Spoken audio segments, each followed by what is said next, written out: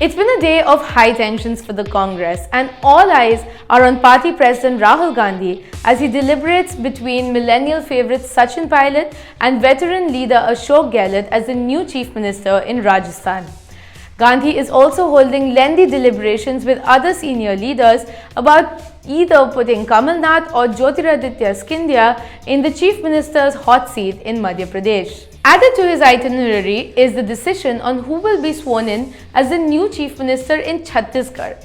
Meanwhile, unanimously elected TRS President K. Chandrasekhar Rao, who faced no competition from any other chief ministerial candidate, went on ahead and was sworn in as the chief minister of the state for a second straight term.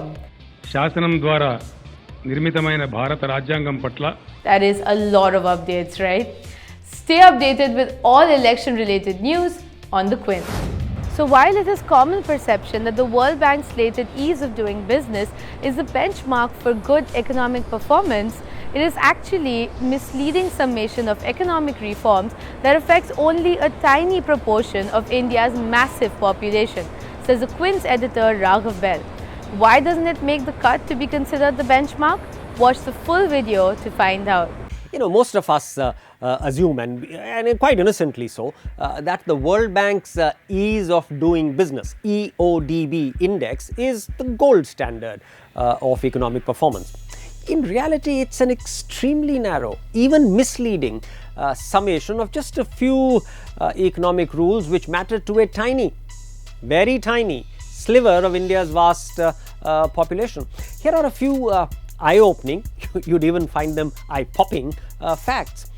EODP is derived from the subjective views of a few dozen experts in Mumbai and Delhi. That's it. It's not based on an objective statistical collation of hard facts gathered from across the country.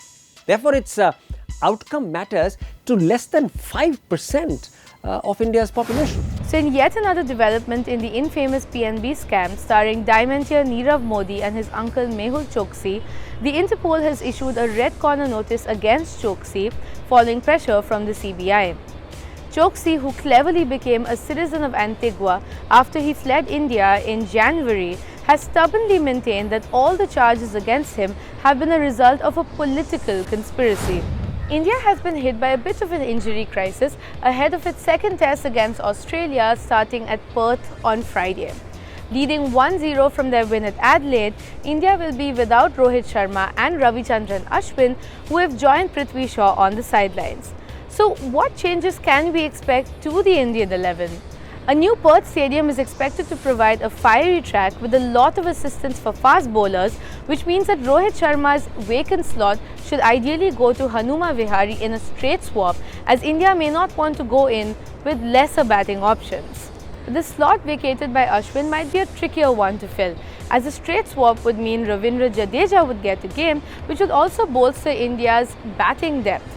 But if Perth does promise a fast bowler's paradise, then Virat Kohli could be tempted to field 4 fast bowlers, which means that one out of Bhuvaneshwar Kumar and Umesh Yadav could get a look in. As pictures from Google CEO Sundar Pichai's congressional hearing surface on the internet, we were surprised to find that the star of the show wasn't Pichai, but the Monopoly man who photobombed him like a boss. Confused? Let's clear it up for you.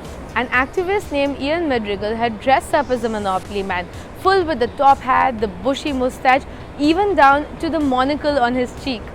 Well, we liked his look and what he represented, and I guess he liked what we liked because he retweeted our article on him. Everyone should be extremely jealous of this guy right here because he got to meet Shahrukh Khan and Katrina Kaif. So I'm going to keep my bitterness aside for now and just ask Nandu, how's the interview with Shahrukh Khan and Kat? I think Shahrukh Khan is like a complete interview's delight because I'm not a very good talker, but he can make like anything seem interesting. And I think Katrina was also in a very like chirpy, like cheerful mood. I think together, I think it was great. I think one of the best conversations I've had with any celebrity. Yeah. Okay, and what did you guys talk about Zero? So what about Zero did you all talk about? He explains quite in detail about the VFX work that went into the film because there's a lot of it. Yeah. And then he also spoke about his social media usage, what he thinks of his kids growing up in an environment where there's so much hate on them and whether he likes to take a break or not. And I just want to tell you that he never takes a break. Wow, okay, that's a very, very Yeah, he doesn't like busy taking life. breaks. Yeah. Alright, so now that you're in the know, are you gonna go watch the movie? I think I am. I think it looks like a good combination of a high concept film and something really big. So yeah, I think I'm going to watch it. Okay, I know I will too, so I hope you guys as well. I want to start by asking you that since you're playing a vertically challenged person, what were the learnings when you were trying to understand what people who are vertically challenged probably go through on a daily basis? I think personally, Nanda, I'm not really tall myself. So I've never had, to think about if I was vertically challenged or not. I just let myself be more the character instead of thinking that I'm going to try and, I am physically different than what I am.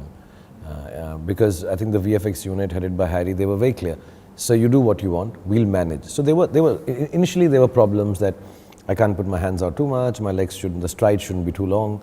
But the strange thing about playing a character who finally gets structured differently than you are, is you do something and everybody likes it and everybody thinks, yeah, this happened. But when you see it after 3 months, because you've now structured yourself differently, it does sometimes change, sometimes for the better, sometimes for the worse.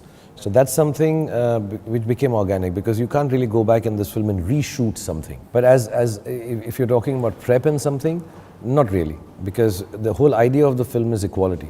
Look, news keeps changing all the time. So your best bet to stay updated with it is by logging in and subscribing to our website, The Quint.